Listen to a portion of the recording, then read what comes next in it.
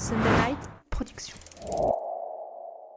Aurélien Dumont-Palace est une figure de pointe de l'ultra-distance. Il a été sacré vainqueur de la dernière édition de la Hard Rock 100, un des ultras les plus réputés et difficiles du circuit, et il s'est également illustré en 2021 en décrochant la médaille d'argent à l'UTMB. En tant que kiné, la récupération est un aspect essentiel et primordial pour Aurélien dans sa préparation. Et ça tombe bien, car dans cet épisode, nous allons plonger au cœur de ses méthodes et protocoles de récup. Il sera accompagné d'Arnaud Ménétrier, scientifique et expert en préparation physique. Ensemble, ils vont nous partager leurs techniques et astuces afin d'optimiser le processus de récupération. Ils vont discuter en particulier du froid, de l'alimentation ou encore de la compression pendant et après l'effort. Je ne vous en dis pas plus et je vous laisse découvrir cet épisode. C'est parti! L'UTMB vient de célébrer son 20e anniversaire.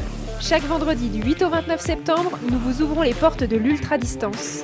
Plongez au cœur de la préparation des athlètes de légende et découvrez les secrets derrière leurs exploits hors normes. Ce programme vous est proposé par Compressport, fournisseur officiel de l'UTMB. Bonjour à toutes, bonjour à tous. Je suis ravi de vous retrouver dans notre nouvelle capsule UTMB enregistrée à Chamonix depuis le chalet dans la tête d'un coureur. Tout au long du mois de septembre, nous allons chaque vendredi plonger dans l'univers de l'Ultra Trail pour vous faire découvrir les coulisses de cette discipline, les stratégies de préparation et les histoires derrière les athlètes. Et aujourd'hui, nous allons nous intéresser à un sujet hautement stratégique, la récupération en ultra-distance et la compression. Et pour parler de tout ça, j'ai le plaisir d'être en compagnie d'Aurélien Dumont-Palace, ultra-trailer qui a fait sensation il y a quelques mois en remportant la mythique Hard Rock 100. Salut Aurélien, comment est-ce que tu vas? Est-ce que tu as bien récupéré justement de la Hard Rock? Salut tout le monde, ouais, super bien, j'ai pris le temps de bien récupérer, cette semaine est plutôt light du côté de Chamonix, donc no stress et voilà. Maintenant l'objectif suivant est dans un bon mois. Donc, on va en parler justement, je crois que ça va se passer du côté, sur une petite île. Ouais, du côté de l'océan Indien. Ouais. Exactement, pas d'UTMB en 2023 du coup. Est-ce que tu n'es pas un petit peu triste quand même ou justement tu peux profiter du spectacle, de l'ambiance sans stress et... Ouais, bien sûr. Là, je profite clairement. Voilà, je fais un peu un tour des stands. Je profite avec les copains. Mais c'est un peu particulier de ne pas courir sur ces courses quand même ici. Mais bon, je reviendrai l'année prochaine, ça c'est sûr. Et puis voilà. Bon, on a hâte de te revoir courir autour du Mont Blanc. Cette émission est réalisée en partenariat avec Compress. Et justement, j'ai la chance de recevoir également Arnaud Ménétrier, préparateur physique et directeur scientifique chez Compressport. Alors, j'ai vu un peu ton CV. Je pense qu'on va avoir au niveau expertise, on va être au top. Merci beaucoup Arnaud d'être rendu disponible. Comment est-ce que ça va toi? Salut Guillaume, salut tout le monde. Écoute, merci beaucoup de m'accueillir ici. C'est un plaisir de partager un petit peu quelques connaissances avec vous aujourd'hui. Bon, on a hâte d'en savoir un peu plus. Alors, avant de rentrer dans le cœur du sujet, ce que je vous propose, c'est qu'on prenne 5 minutes pour faire un peu mieux connaissance Aurélien. On a eu l'occasion de se rencontrer après la Maxi Race. Mais voilà, c'était un après-course et là, on va prendre un petit peu plus le temps, comme tu es un peu moins fatigué après une épreuve de ultra. Alors, tu as un palmarès impressionnant avec dernièrement une victoire à la Hard Rock 100. En 2021, tu as remporté également la Trans Gran Canaria. Un très beau trail d'ailleurs en ultra, assez technique, très très bien organisé. Nous, on y était, on l'a découvert et vraiment, c'est une très très belle course. Deuxième place à l'UTMB également. Est-ce qu'il y a une performance qui te tient un peu plus à cœur, laquelle où tu es le plus fier? Clairement, c'est la Hard Rock. C'est une des 4 courses sur le format Ultra Trail les plus connues avec la Diagonale, l'UTMB et la Western State. Donc, c'est vraiment celle-ci qui me tient le plus à cœur sur l'ensemble de mon palmarès. Ouais. Qu'est-ce qui te plaît dans la Hard Rock? Parce que c'est vrai que c'est une course qui est assez atypique, qui est restée un peu dans son jus, pourtant qui a une énorme notoriété, assez prestigieuse. Mais j'ai l'impression, je ne suis jamais allé, elle est restée un peu comme à ses premiers jours. Ouais, c'est clairement ça qui me plaît, c'est cette authenticité. C'est une petite course, on n'est que 145 au départ. C'est une course, on a le droit à des pacers, on est dans un autre milieu. C'est le Colorado, c'est très sauvage, ça n'a rien à voir avec l'UTMB. Il n'y a pas de ligne de départ. L'arrivée, c'est on embrasse un caillou. C'est un peu toute cette authenticité-là qui nous attire, nous, Européens, là-bas, sur cette course. On est un peu dans l'imaginaire américain des grandes heures de gloire de l'Amérique. J'imagine qu'on est plongé en immersion dans le western. Ouais, clairement, on court certaines parties de la course sans croiser aucune ville. On croise que 3 grosses villes pendant 160 bornes et des petits villages, des petits ravitaillements. C'est très très sauvage et on s'en rend pas vraiment compte nous ici, mais faut le vivre pour s'en apercevoir. Ouais. Bon, moi j'espère avoir l'occasion de pouvoir couvrir cet événement parce que moi c'est une course effectivement qui m'attire et puis je suis sûr que voilà, il y a plein de belles histoires, d'anecdotes à raconter derrière cette course. J'espère pouvoir y aller. Alors, pour un peu mieux te cerner, moi ce que je te propose, ça va permettre de briser la glace, c'est de faire un petit jeu. Je vais te soumettre des propositions et tu auras 2 options. Tu vas devoir choisir entre celles que tu préfères. Attention, pas de triche, tu dois répondre spontanément, en toute honnêteté, sans trop réfléchir. Voilà, ça va être du spontané. Est-ce que tu es prêt pour jouer à ce petit jeu avec moi ? Allez, allons-y. Première question, avec ou sans bâton ? Avec bâton. Entraînement matinal ou nocturne ? Matinal. UTMB ou Hard Rock 100 ? Hard Rock 100. Musique ou podcast pendant les runs ? Podcast. 10 km sur route ou marathon de Paris ? Elle est plus dure celle-là. 10 km. Plutôt ravito salé ou sucré ? Sucré. Coupe du monde de football ou Jeux Olympiques, toi l'ancien footballeur ? Jeux Olympiques. Jeux Olympiques quand même. Tu préfères faire une compétition en hiver ou en été ? En hiver. En hiver, toi tu préfères Ouais. des petits soucis de thermorégulation l'été ou... Ouais, c'est clairement ça, ouais. Ouais, c'est ça. Je préfère la fraîcheur en règle générale, ouais. Tu sens que tu subis un peu plus la chaleur parce que c'est vrai que sur les courses comme l'UTMB, il y a des années où il peut faire très froid et des années où ça peut être un peu caniculaire. Toi, c'est pas forcément le... Ah ben je prie à chaque fois pour pas qu'il y ait 35 degrés, ouais, clairement. Et j'ai rarement fait des courses où il faisait très très chaud, des courses longues. Donc je préfère des conditions comme il y a ces jours-ci, là, 12-15 degrés, c'est l'idéal pour courir. Alors, merci beaucoup de t'être prêté au jeu.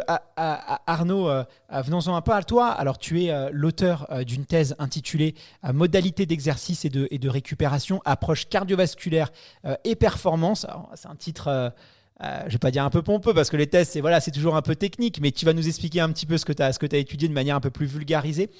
Toi, en plus de ton rôle de chercheur chez Compressport, tu es également préparateur physique. Est-ce que tu peux nous éclairer justement sur les fonctions d'un préparateur physique ? Parce que dans l'inconscient collectif, tu dis prépa physique, même notamment dans l'ultra, on pense un peu à un coach muscu. Est-ce que c'est la même chose ? Non, pas tout à fait. Je pense que c'est même deux métiers différents. L'objectif du préparateur physique, c'est vraiment d'accompagner l'athlète sur tous les aspects physiques, hein, évidemment, donc tout ce qui va être musculaire, tout ce qui va être physio. Et donc pour le coup, ce n'est pas que de la musculation, ça va être de la course à pied, travail de motricité, travail de pied, évidemment le travail de musculation pour prévenir les blessures, pour être plus performant, etc., etc. Mais ça couvre vraiment tous les aspects de la performance. Finalement, la musculation n'est qu'un aspect, mais il y en a beaucoup d'autres que vous travaillez. Tout à fait. Et dans la préparation physique, il y a différents... je dirais que les coachs peuvent venir de différentes branches. Il y a les anciens qui ont fait de l'athlétisme ou alors ceux qui viennent de la musculation, etc., etc. Et puis ensuite, tout le monde aura des spécificités un petit peu différentes, des approches différentes. C'est vrai qu'en termes de musculation, pendant très longtemps, on considérait, nous, les coureurs à pied, je m'inclus dedans parce que je cours un petit peu, qu'il suffit de courir finalement. Et c'est par la spécificité de notre sport qu'on va se muscler. Aujourd'hui, on a un changement un peu, on est revenu un petit peu sur ça. Et les athlètes n'hésitent pas à instaurer vraiment des séances de muscu, de renforcement musculaire, parce que c'est essentiel. Je ne sais pas Aurélien, toi, si tu intègres ça ou tu as encore peut-être des leviers de progression autour de la muscu, du renforcement PPG, renforcement musculaire. Ouais, non, je suis peut-être pas le bon exemple, ou j'ai certains avis du moins. Notre particularité, nous ici, dans les Alpes, c'est qu'on pratique beaucoup de sports portés, notamment l'hiver. On fait beaucoup de ski de randonnée. On travaille certaines qualités qui sont difficiles à travailler pour quelqu'un qui vient d'une ville comme Lyon, Paris, voilà, où c'est des gens qui courent beaucoup plus. Et nous, on travaille sur de la force, l'endurance de force, et avec des sports portés. Et je travaille quasiment, je ne fais pas de renforcement. Pas de travail au poids Non, ok. Et tu ressens pas le manque ? Tu penses pas justement que pour toi, tu penses pas que c'est un axe que tu pourrais travailler ? Ben je travaille la force. Après, c'est pas la force travail avec du poids comme on le voit souvent dans des salles. Je travaille de la force, l'endurance de force avec des séances sur le vélo notamment. Je peux le faire aussi à pied, aussi dans des montées très raides, mais c'est complètement différent que des travails de poussée de poids ou de levée de poids. Ouais, c'est vrai que déjà, toi, morphologiquement, morphologiquement, il y a des coureurs qui ont des physiques assez différents. Il y en a qui sont un peu plus en muscle, d'autres qui sont un peu plus minces, voire assez très très secs. Là, j'imagine qu'en fonction des profils, sur trail, c'est quand même intéressant. Toi, le préparateur physique, j'imagine que voilà, c'est quelque chose que tu recommandes un peu de travailler, même avec un peu de charge. Je sais que pas mal aujourd'hui, on parle même du travail à charge. La préparation physique, ça va être super intéressant aussi pour prévenir les blessures. Toi, Aurélien, je pense que voilà, tu es kiné, tu sais de quoi on parle. La prévention des blessures, tout ce qui va être risque de tendinite, de périostite, c'est important de renforcer ces éléments-là. Et puis après, effectivement, la musculation, elle peut être faite directement sur le vélo, comme toi tu le fais, ou bien en salle. Et l'idée, ça va être surtout d'être plus performant en fin de course. Il est assez prouvé finalement que plus on est fort, plus on sera capable de mieux finir les courses. On n'ira pas plus vite, mais on ira sûrement plus longtemps. Avant de parler de compression, j'aimerais qu'on reparle un petit peu de la Roxham, parce qu'il y a une spécificité, c'est l'altitude. C'est une course, je crois, qui est à près de 3000 mètres d'altitude, voire même un peu plus. 3350 de moyenne, oui. 3350, c'est quand même pas négligeable. Comment tu as travaillé cette acclimatation ? J'avais reçu Aline Rousset à Séguré qui m'expliquait qu'elle est venue, elle, 3 semaines avant. Est-ce que toi, tu as eu une petite démarche équivalente ? Ouais, j'ai une démarche un peu différente. Alors, j'ai fait un travail de préparation en tente hypoxique. J'ai fait 3 semaines de préparation où je dormais dans une tente hypoxique chez moi entre 8 et 10 heures, voilà, sur des altitudes entre 3500 et 4000 mètres d'altitude. J'ai fait une course en altitude en Italie où je suis monté jusqu'à 4005 sur une intensité assez élevée. C'était une course de 4h30 de course. Et puis ensuite, je suis allé 2 semaines à l'avance sur place pour finir un peu cette préparation en altitude. Et je pense que ça a bien marché parce que le jour J, en tout cas, j'ai pas pensé du tout à ce problème. Tu t'es pas senti bridé dans tes performances par l'altitude ? Après, c'est vrai que c'est plutôt à très haute intensité que l'altitude se fait ressentir. Peut-être un peu moins sur les ultras parce que les distances, on n'est pas au top de sa VMA. De toute façon, clairement, quand je suis arrivé là-bas les premiers jours, j'avais un petit peu mal le soir à la tête. Ouais, bien sûr. Je chantais. Pour dormir aussi, les insomnies un peu. Pas trop. On dormait à 2008, donc ça c'est une altitude que j'ai quand même plus l'habitude d'aller l'hiver. Mais oui, au niveau du souffle, au-delà de 3005, on sentait clairement la différence.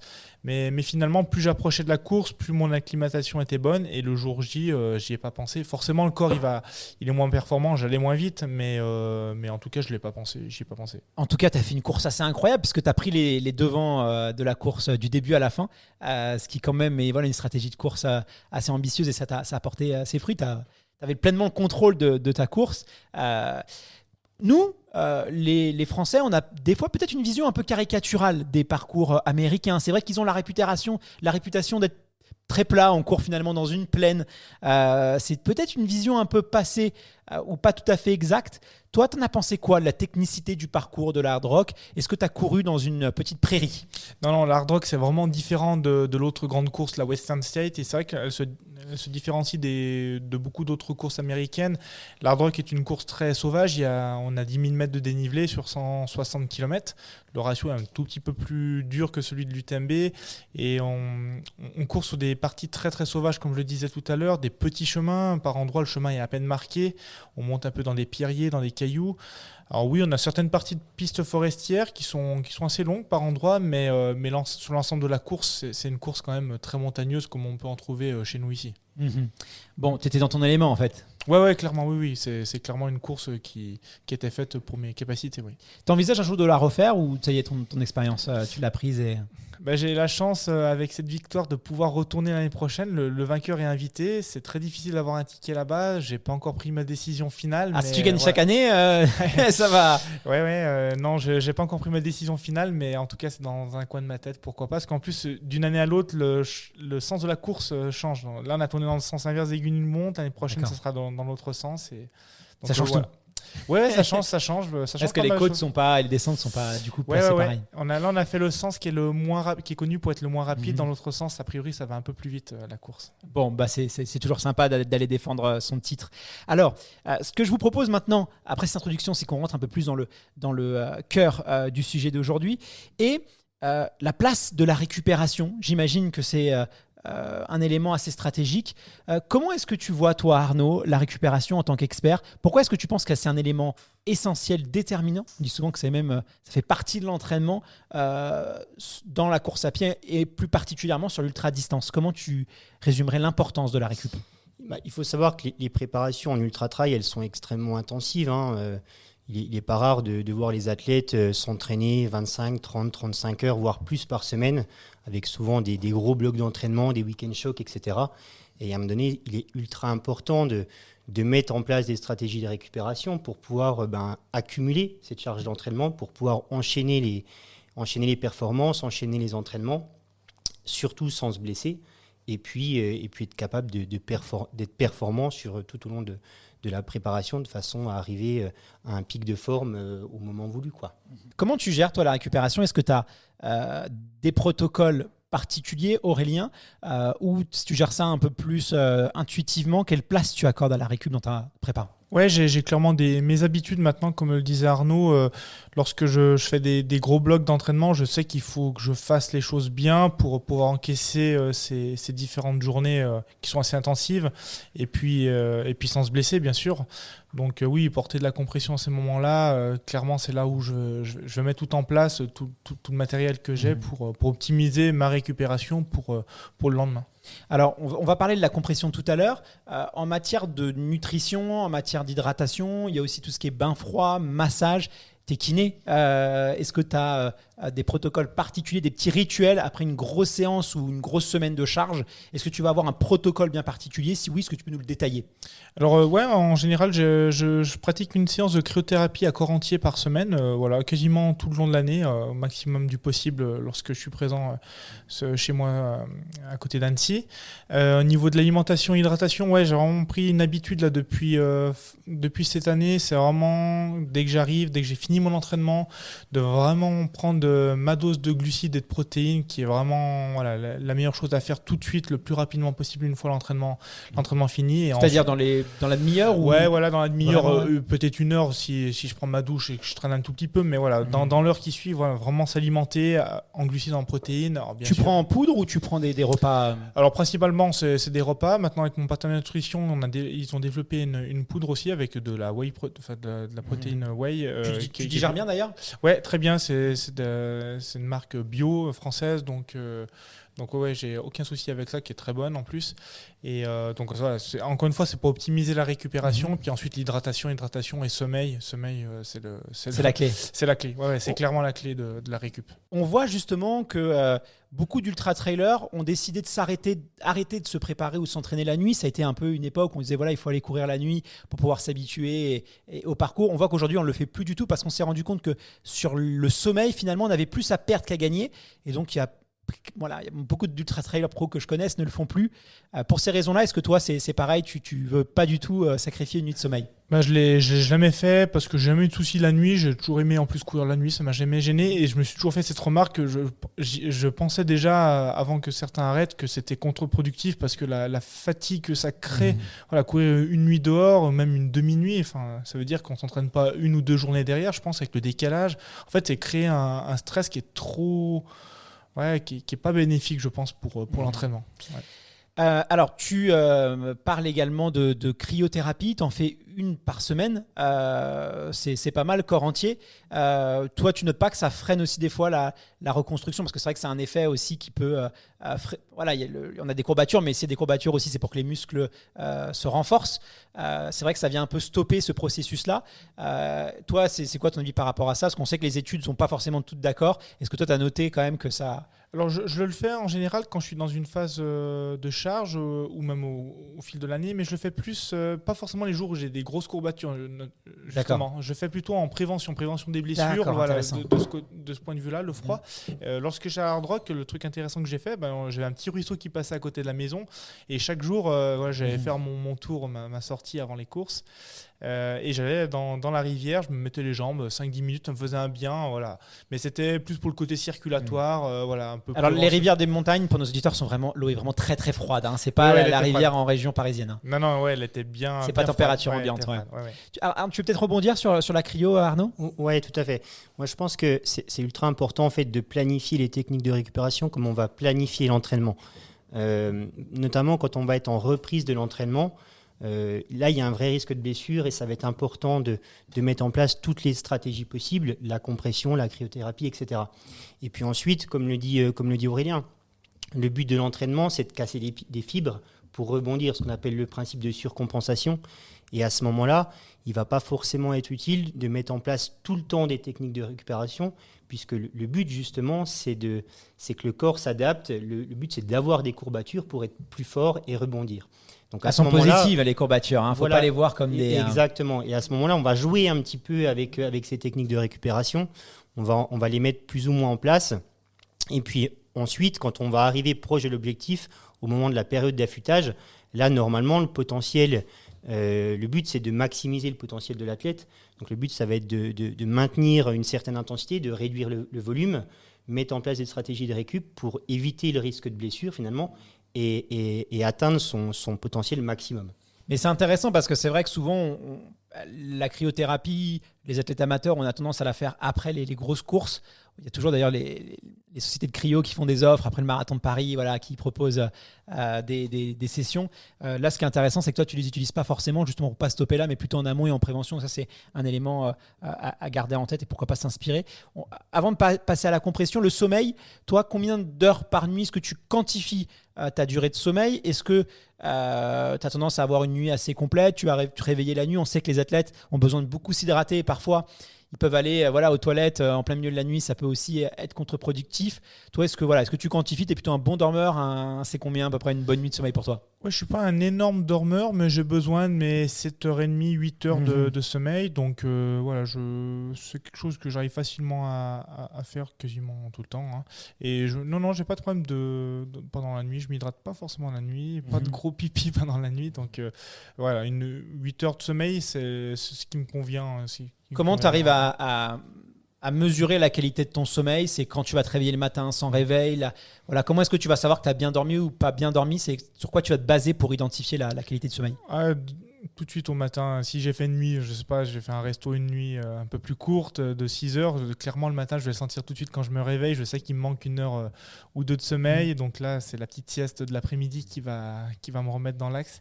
Mais ouais, si j'ai mes 8 heures, normalement c'est bon. Et si je les ai pas, je le sens tout de suite au réveil le matin, à la sensation. Ouais, 7 heures ou 8 heures de sommeil, ça nous prouve quand même que déjà c'est très individuel, puisque voilà, il y en a qui vont avoir besoin de 9 heures de sommeil, d'autres 7 heures.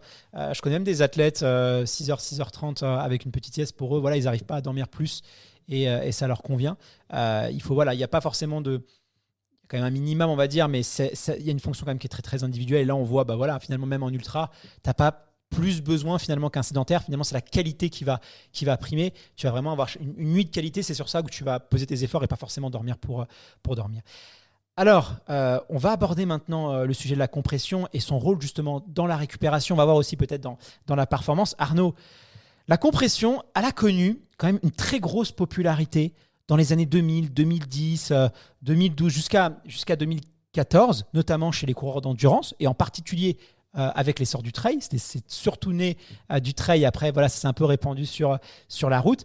Puis, elle a perdu un peu de sa superbe avec notamment des études qui questionnaient son efficacité, notamment en ce qui concerne le fameux retour veineux, parce que c'est vrai que voilà, c'était très, très mis en avant par les fabricants. Et puis là, j'ai l'impression que ces dernières années, ça revient un peu en force et en popularité. Toi, en tant qu'expert scientifique, là, c'est vraiment, tu as ton rôle chez Compress, mais là, c'est à l'expert que je parle. Quel est ton point de vue par rapport à ça, par rapport à l'efficacité de cette technique? Il y a des études qui ont été mises en place. C'est vrai que les études, c'est assez long. Il y a des protocoles, il faut une étude qui est publiée, elle peut être contredite. Donc voilà, il y a tout un temps qu'il faut. Aujourd'hui, on a quand même un peu de recul depuis l'arrivée de la compresse, de la compression. Les bienfaits, selon toi, ce sont lesquels? Lesquels sont vraiment efficaces et lesquels où, franchement, ça n'a pas vraiment d'effet? Déjà, ce qui est important, c'est vraiment de distinguer la compression qui va être portée en récupération et la compression qui va être portée à l'effort. Et il y a un petit amalgame par rapport aux effets que la compression peut avoir selon ses activités. La compression portée au repos, portée en récupération, finalement, elle repose sur les effets qu'elle peut avoir sur le retour veineux. C'est assez facile à comprendre. Vous enfilez des chaussettes de compression, la compression va appuyer sur les muscles, va appuyer sur les veines. Et un petit peu à l'image d'un tube de dentifrice, vous appuyez sur le tube, la pâte remonte, et bien là la compression va appuyer sur les veines et le sang va remonter en direction du cœur, ce qu'on appelle le retour veineux. Et là les conséquences vont être multiples, notamment en récupération. Vous aurez moins de sang qui va stagner dans les jambes, donc potentiellement moins d'inflammation, moins d'œdème. Vous allez drainer plus rapidement les toxines que vous accumulez à l'effort. Voilà. Et puis on apportera plus d'oxygène au muscle. Et le muscle a besoin de cet oxygène pour fonctionner, pour récupérer. Ça fonctionne très bien, c'est admis par l'ensemble des études en récupération. Et les fabricants, en fait, quand ils sont arrivés il y a 20 ans sur le marché, ils parlaient un petit peu de ces effets-là également à l'effort, sans qu'il y ait suffisamment d'études mises en place. Et en fait, on s'aperçoit qu'à l'effort, ça ne fonctionne pas de la même façon. Et effectivement, la compression à l'effort n'agit quasiment pas du tout sur ce retour veineux. Pourquoi ? Tout simplement parce qu'en fait, les mécanismes du retour veineux sont assez simples. Vous vous mettez à marcher, votre pied va venir écraser le sol, les veines du pied se retrouvent écrasées, le sang remonte en direction du mollet. Et puis ensuite, le mollet, quand il vient se contracter, il appuie sur la veine et le sang remonte en direction du cœur. Et en fait, ces mécanismes-là, quand vous courez, finalement, ils sont plutôt bien activés et le retour veineux, il est bon. La circulation sanguine, elle est bonne. C'est pas nécessaire de... La compression, elle ne va pas être utile pour augmenter davantage puisque finalement, la circulation sanguine, elle est déjà optimisée. Donc, les effets de la compression sur le retour veineux à l'effort, ça ne marche pas beaucoup. Ça marche pas beaucoup. Et en fait, effectivement, comme tu le disais, jusqu'à 2010, il n'y avait pas énormément d'études qui s'étaient portées sur les effets de la compression à l'effort. Donc, on parlait du retour veineux et les études qui se sont intéressées à ça. Et d'ailleurs, j'étais des premiers à le mettre en place, tu vois, pour essayer de distinguer ces effets-là. Et on s'aperçoit que finalement, la compression portée à l'effort, elle agit sur d'autres paramètres, mais pas sur le retour veineux. Alors, on parlera justement, on va mettre un petit peu de côté la compression dans la récupération justement pour s'intéresser à l'effort parce que c'est vrai qu'avec les études qui sont sorties sur le retour veineux et l'inefficacité, enfin en tout cas voilà, l'inefficacité de la compression pendant l'effort sur le retour veineux, on a peut-être un peu jeté le bébé avec l'eau du bain et on s'est dit voilà, ça c'est pas forcément utile. Toi Aurélien, je sais que tu utilises la compression pendant l'effort. Concrètement, qu'est-ce que tu viens chercher comme utilité ? Moi j'ai posé en préparant des questions justement avec des athlètes amateurs pour savoir qui utilisait, pourquoi il l'utilisait.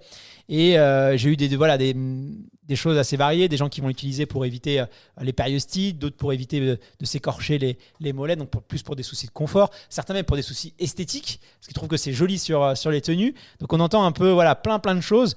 Toi, en tant qu'athlète de haut niveau, j'imagine que tu es un peu plus pragmatique sur tes besoins. Qu'est-ce que tu viens chercher avec la compression à l'effort ? Ouais, à l'effort, j'ai vraiment 3 choses que je viens chercher et que je vois un intérêt dessus. Arnaud développera peut-être un peu plus que moi, mais le premier, c'est le maintien musculaire. C'est-à-dire qu'on a une compression qui vient tenir le mollet, qui vient tenir le muscle autour du tibia. Donc le muscle bouge moins, en gros, il y a moins de ballottement et ça vient prévenir des potentielles courbatures. Ça se comprend assez bien. Le deuxième, c'est la prévention des blessures. Tu parlais de la périostite, j'en ai une depuis le mois de mars dernier. Voilà, j'ai une périostite à droite que j'arrive à courir avec largement. Et dès que je ne mets pas mes bas de compression, je sens vraiment la différence. Encore une fois, la compression vient tenir le muscle, le mollet, le périoste, qui est la zone sur le bord interne du tibia. Et encore une fois, je sens moins la douleur. Et le troisième, tu en as parlé, c'est marrant, rarement j'en entends parler, mais c'est un peu pour protéger. La hard rock, on courait beaucoup dans des herbes hautes, à des endroits, dans un peu des ronces. Et il y a un rôle de protection aussi qui paraît un peu anecdotique si on court en ville, mais quand on court en forêt avec beaucoup de ronces, et plein de fois je me fais la remarque, et je suis content de les avoir. Figure-toi que dans la ville où je suis, il y a des recommandations, parce que moi je suis dans Seine-et-Marne, donc il y a beaucoup de tiques. Ouais, et les tiques aussi, oui, en effet. Et les gardes forestiers ont mis justement, incité les coureurs à utiliser l'été en tout cas des outils comme ça pour éviter aussi les piqûres de tiques. Donc c'est pour ça aussi que je t'ai souligné cette partie-là. Donc moi je comprends effectivement sur ultra ça fait sens. Arnaud, concrètement sur les autres distances, parce qu'on voit aussi beaucoup la compression sur le triathlon, c'est quelque chose qui est très utilisé. Sur quelle distance c'est vraiment efficace? Est-ce que ça va être efficace sur un mec qui va faire du 10 km, du 10 km, quelqu'un qui va faire du semi, du marathon, du trail plutôt long, du trail plutôt court? Est-ce qu'il y a vraiment une surperformance, un surintérêt sur une distance plutôt qu'une autre, ou sur des distances où c'est pas vraiment utile? C'est quoi ton avis par rapport à ça?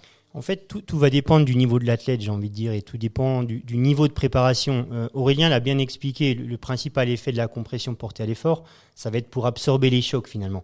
En absorbant les chocs, on réduit les vibrations et potentiellement, on va limiter les risques de courbature, on va repousser la fatigue.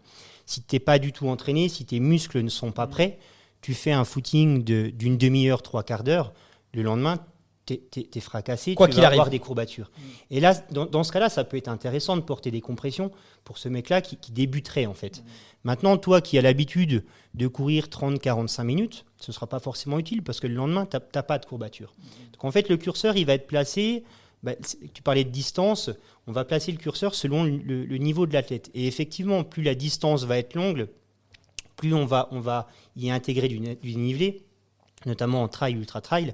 Là, ce sera extrêmement intéressant parce qu'il faut savoir que l'effort excentrique en descente casse des fibres, on étire le muscle, ça casse des fibres et potentiellement, on aura des courbatures, mais il y a aussi potentiellement un risque de blessure, etc. etc. Donc là, ce sera d'autant plus intéressant. Alors aujourd'hui, c'est vraiment un sujet trail, mais je vais quand même faire une petite aparté sur la course sur route parce que je veux rebondir sur ce que tu me dis.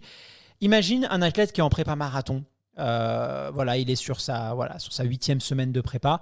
Il fait Paris. Tu sais, Paris, il y a le semi-marathon de Paris un petit peu avant, où il n'est pas censé courir à bloc, mais il est quand même censé faire une petite séance, pourquoi pas allure marathon, mettre des bas de compression justement pour éviter sur une compétition qui n'est pas une compétition, on va dire, on va chercher un chrono, une performance, mais qui est une compétition qui s'inscrit dans le cadre d'une prépa, mettre des chaussettes de compression, ça peut permettre de mieux récupérer, vu qu'on est en prépa marathon, il y a une petite qui arrive après, ça peut être quelque chose de judicieux, d'intelligent pour se préserver sur un type d'échéance comme ça. Ouais, c'est exactement ça. Et je pense que le mot préserver, il a vraiment du sens là-dedans.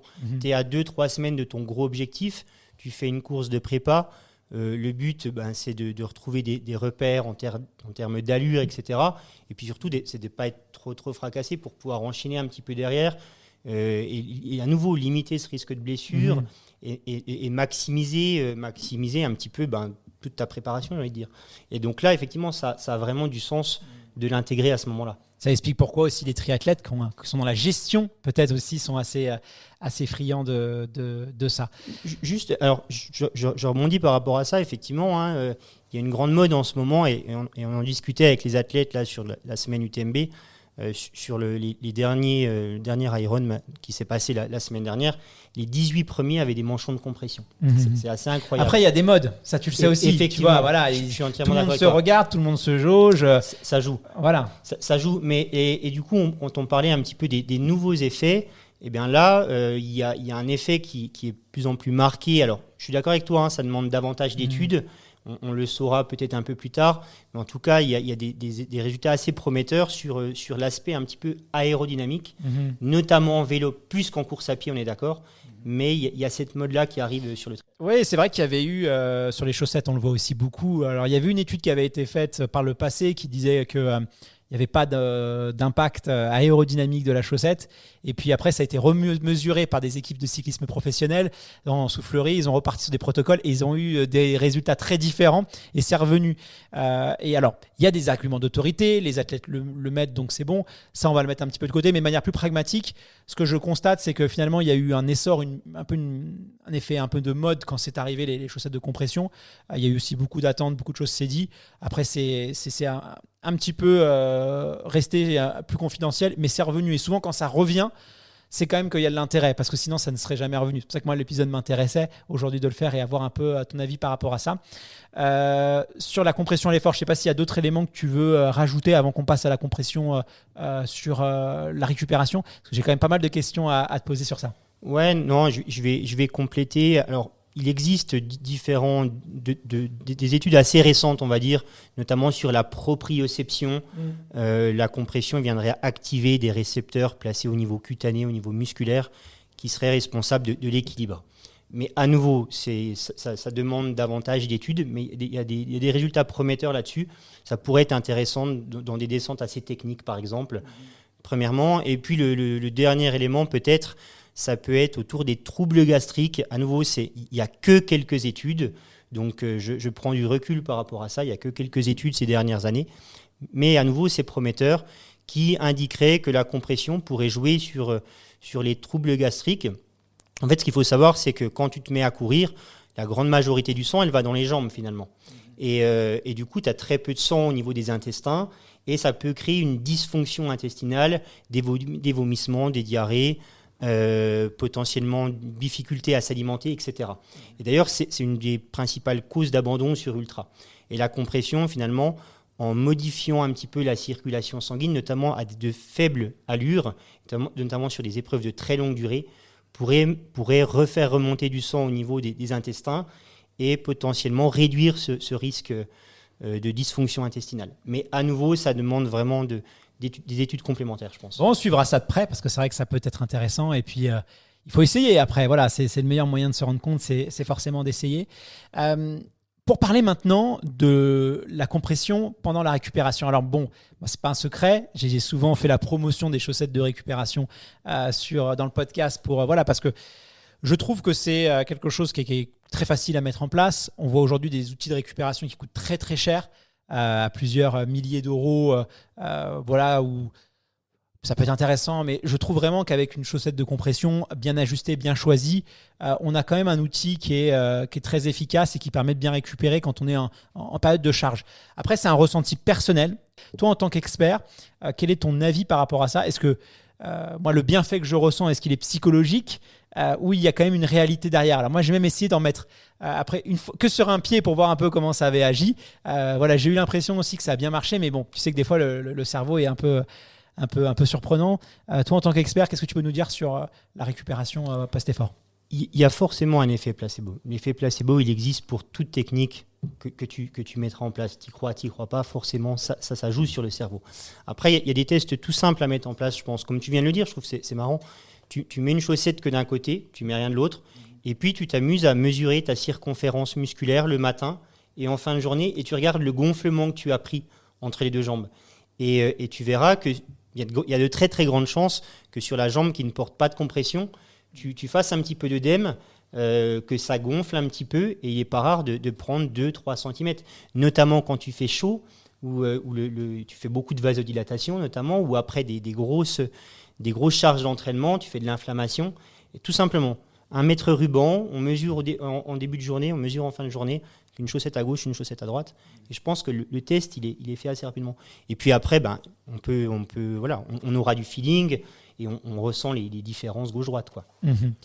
Alors, il y a quand même quelques règles à respecter. Moi, au début, quand j'ai essayé, la taille n'était pas bonne, je ne les mettais pas forcément au bon moment et combien de temps.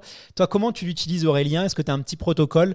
Qu'est-ce que tu peux nous dire pour éviter peut-être les erreurs qu'on peut faire sur le choix de sa chaussette et comment est-ce qu'il faut l'utiliser ? Combien de temps il faut la garder ? Voilà. Parce que des fois, on l'achète dans le commerce, on peut l'acheter sur Internet, la taille n'est pas forcément bonne. Enfin, on peut faire plein d'erreurs. Donc, pour éviter les écueils, qu'est-ce que tu peux nous dire ? Le premier critère, c'est la taille. Hein. Clairement, si vous avez une taille qui n'est pas adaptée à votre tour de mollet, vous avez un mollet qui est trop comprimé, donc ça va être désagréable. Si elle est trop large, ça ne va pas comprimer assez. Donc la taille, c'est vraiment le critère majeur. Et au niveau du protocole, c'est vraiment simple à mettre en place. Hein. Tout simplement, on arrive, on a fini l'entraînement, on prend sa douche et après, on enfile une paire de chaussettes pour récupérer derrière. Et la sensation est très agréable. C'est des produits qui sont très très légers, qui respirent, on n'a pas chaud. Et l'exemple concret, là, je suis allé aux États-Unis, donc pour la Hard Rock, j'ai pris l'avion. C'est un vol de plus de 10 heures. Vous les mettez pas, vous sentez tout de suite la différence. Hein. Ça permet d'arriver avec les jambes qui ne sont pas gonflées. Comme ça, je peux tout de suite m'entraîner en arrivant quasiment. Et pareil, après la course, on a forcément les jambes qui gonflent liées à l'inflammation, liées aux courbatures, et c'est là où c'est le plus agréable avec ces techniques de récupération qui est facile à mettre en place, pour drainer tout de suite toute l'inflammation qui est mise en place sur les mollets, sur les jambes, et on ressent vraiment les bienfaits. C'est vraiment quelque chose qui Ouais, qui est facile à mettre en place et on ressent tout de suite les bienfaits. Mais alors c'est vrai que je sais que le staff de l'équipe de France d'athlétisme pendant le stage en Afrique du Sud avait recommandé justement pendant l'avion aux athlètes d'utiliser des chaussettes de compression. Combien de temps tu les gardes du coup en durée? Alors moi souvent voilà c'était après mes sorties longues le dimanche en prépa, je les mettais le temps de regarder un film, une série. Est-ce que c'est suffisant, pas assez? Est-ce qu'il y a quand même faut pas que ce soit trop, pas que ce soit non plus trop court, mais pas non plus trop long? C'est quoi le protocole un peu idéal? Je suis pas sûr qu'il y ait un temps limite. Voilà, typiquement, si je suis chez moi, je vais les garder toute l'après-midi, ça me gêne pas du tout. Toi, tu les gardes carrément toutes. Ouais, ça peut être. Si je suis chez moi, je suis en été, je garde mes chaussettes, je suis en short, ça me gêne pas du tout. Si je suis en hiver, je peux mettre un pantalon par-dessus et je vais au repas de famille, ça se verra pas. Et en plus, j'aime bien ça, cette sensation de retour veineux. Les chaussettes sont très légères, hein, c'est pas du tout désagréable de mettre ça. Et le mollet n'est pas comprimé au point que ce soit désagréable. Donc, je sais pas si Arnaud, s'il y a une durée minimale ou maximale, je pense pas, mais minimale. Alors, il n'existe pas véritablement d'études sur cette durée. Là où il faut juste faire attention, c'est qu'on pourra porter une chaussette de récupération, effectivement, comme tu le fais toi, autant de temps que tu le désires. Par contre, si tu veux porter un manchon, donc sans le pied, pendant la phase de récupération, en général, c'est maximum 1 ou 2 heures, parce que comme tu n'as pas de compression autour du pied, le sang pourrait descendre et stagner au niveau du pied. Par exemple, un manchon, c'est totalement interdit dans un avion. Dans l'avion, tu vas plutôt privilégier porter la chaussette. La chaussette de compression. Parce que, la chaussette voilà. Spécifiquement pour ça. Exactement, parce que le sang pourrait stagner au niveau du pied. Donc la chaussette, autant de temps que tu en as envie, le manchon, 1 à 2 heures. Ça, c'est en récupération. À l'effort, tu pourras porter un manchon ou une chaussette, peu importe, mais tu pourras porter ton manchon autant de temps que tu le veux à l'effort, puisque finalement, on n'est pas sur des problématiques de retour veineux, comme on l'a dit tout à l'heure. La circulation est bonne. Donc, il n'y a aucune raison que le sang stagne au niveau du pied pendant que tu cours. Je sais qu'on peut mettre en place quelques petites choses en plus pour augmenter les effets positifs de la compression sur la récupération. Quelle astuce tu peux nous donner, Arnaud, par rapport à ça? Mais ce qui peut être intéressant, en plus on en a parlé tout à l'heure, les effets du froid, la cryothérapie, etc. Donc ça peut être intéressant de coupler les effets du froid. Le froid a un pouvoir un petit peu antalgique, donc ça peut être intéressant, et puis anti-inflammatoire, donc ça peut être intéressant de coupler les effets du froid avec de la compression. Et puis après, je pense que Aurélien pourra aussi nous en parler sur des protocoles où tu finis ta course, tu vas peut-être aller dans le froid, te faire masser, puis ensuite tu vas porter tes chaussettes de compression toute la soirée devant ta série, puis ensuite tu iras te coucher, et le sommeil sera vraiment le plus important dans tout ça, quoi. Tu confirmes? Ouais, c'est ça. C'est une accumulation de plusieurs facteurs qui font qu'on récupère bien. La compression est vraiment au centre de tout ça. Et voilà, le massage en fait partie aussi. C'est quelque chose qui est agréable en plus. On parle beaucoup là des chaussettes, mais on utilise aussi pas mal les full legs qui prennent la totalité de la jambe. Ça part du pied jusqu'au niveau de la hanche, toute la jambe. Et voilà, couplé au froid, tout ça fait qu'on récupère quand même plutôt bien. Je resynthétise un peu tout ce qu'on s'est dit. Si on veut un bon protocole de récupération. Alors déjà, la récupération, soyons clairs, c'est l'alimentation, l'hydratation et le sommeil. Ça, c'est les piliers. Là, on va parler, après, on va être dans les gains marginaux pour augmenter les effets. Mais ça, c'est ces 3 composantes. Si vous ne remplissez pas ces 3 composantes, commencez par ça. Voilà. Voilà. Des fois, on voit des trucs un peu farfelus, mais ça, c'est les 3 piliers. Ensuite, si on veut vraiment instaurer un protocole de récupération performant, donc on va choisir les chaussettes de compression. Qu'est-ce que tu nous recommandes d'ailleurs en termes de modèle, par exemple, ou de gamme, si vraiment on peut Ce qui est important, c'est de porter une chaussette de compression qui englobe le pied jusqu'au genou, donc des full socks. Et puis, il faudra utiliser des chaussettes de compression sans couture. Ça, c'est extrêmement important, puisqu'en fait, ça permet vraiment de calibrer au millimètre de mercure près la compression. Et puis, des chaussettes de compression entre 20 et 30 mm de mercure. Ça, c'est la valeur en fait, indicative qui permet de mesurer un petit peu le niveau de compression. Alors, on mettra sur le site internet, n'hésitez pas à aller faire un tour, des profils un peu types en termes coureurs expérimentés, en termes de niveau et en termes aussi de distance qu'on prépare, quel produit sera mieux adapté. Donc, vous inquiétez pas, on mettra tout ça sur le site web. Donc voilà, on choisit le bon modèle qui correspond à la bonne taille. On donnera aussi des astuces pour bien, les sites le proposent, mais on remettra sur le site web.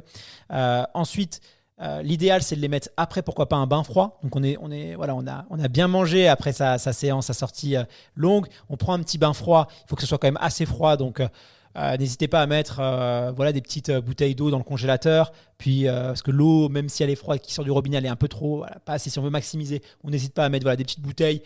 Ça fait des gros glaçons et on les met, on déchire la bouteille, on garde juste le bloc de glace et on les met dans le bain. Ça, c'est un petit peu une cryo facile à mettre en place qui va être sympa. On passe quelques minutes. Combien de temps tu nous recommandes ? Déjà, le froid, c'est moins de 15 degrés. Mhm. C'est ce qu'il faut savoir. À partir de 15 degrés, c'est considéré comme étant du froid. Et puis après, en termes de durée, tout dépend de la température. Plus ça va être froid, moins tu auras besoin d'y être longtemps. Donc par exemple, sur une durée une température de 15 degrés, il faut que tu y restes entre 10 et 12 minutes. C'est suffisant. Voilà. 10 ou 12 minutes, on sort du bain, on se sèche. Là, on peut mettre ses chaussettes. Le froid va maximiser un peu ses effets. On se mate une petite série tranquillement avec une bonne bouteille d'eau. On l'oublie pas, elle est importante celle-là. Et et puis à la fin de la série, on peut les enlever et aller se coucher tranquillement. Là, on a bien fait les choses, quoi. Je pense qu'on est pas mal. La gamme de prix, parce que ça, moi, je vois quand même des produits de récupération. Là, je vois des fois des tarifs qui sont complètement exponentiels. On voit des trucs à 1000, 1500, 2000 euros. Je trouve que franchement, pour un coureur amateur, des fois, c'est quand même beaucoup d'investissement. Bon, si ça nous fait plaisir, vous êtes libre de dépenser votre argent comme vous voulez. Mais là, en gamme de prix, on est sur quelle fourchette chez Compress, par exemple? Donc, comme je vous disais, des full socks pour la récupération, c'est entre 35 et 45 euros à peu près. Maintenant, sur des manchons d'effort, on sera à peu près sur ces grilles tarifaires également. Ça va de 25 à 100, 150 euros maximum, vraiment, si on veut le top du top. Même. Ouais, une centaine d'euros pour des full legs qui viendraient englober toute la jambe, comme Aurélien parlait tout à l'heure. Voilà, franchement, c'est largement, moi, je trouve, suffisant par rapport, en tout cas, pour un athlète amateur, que des fois, que dépenser des milliers d'euros, l'effet. Voilà, c'est pour ça que je voulais vraiment le mettre en avant. C'est quelque chose que je pousse beaucoup, parce que c'est vraiment des produits qui sont accessibles et qui sont très efficaces. Et en plus, on prend soin de soi. Donc, le corps, généralement, quand on prend soin de lui, on a une intention particulière, il nous le rend bien. Ça, c'est important. Avant de se quitter, Aurélien, où est-ce qu'on va te voir sur les prochaines courses ? Je suis nous en dire un petit peu plus sur ton prochain défi et les objectifs. Ouais, le deuxième gros objectif après l'Hard Rock, c'est clairement la Diagonale des Fous sur l'île de la Réunion au mois d'octobre. Et puis d'ici là, je vais mettre un dossard dans 2 semaines sur une course Bayou UTMB à Wistrubel en Suisse sur le 70 km dans l'optique de me qualifier pour l'UTMB de l'an prochain en 2024. Est-ce que tu as déjà couru la Diagonale des Fous ?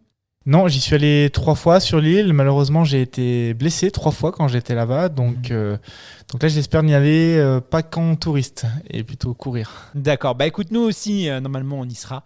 Donc, on pourra t'encourager. Et puis, j'espère qu'on pourra t'avoir après dans le podcast. On a la tradition, on reçoit toujours le premier. Donc, c'est ce que je te souhaite. Tu seras évidemment, bien sûr, la bienvenue. Merci infiniment à toutes celles et ceux qui ont suivi cet épisode jusqu'au bout. Merci à Compressport d'avoir rendu cet échange possible. Merci à vous deux, les garçons, vous êtes rendus disponibles durant cette semaine de l'UTMB. N'hésitez pas à aller faire un tour sur notre site internet pour en savoir un peu plus sur les études, sur les produits, les articles. Voilà, on va tout vous synthétiser pour vous. Puis je vous dis à très bientôt.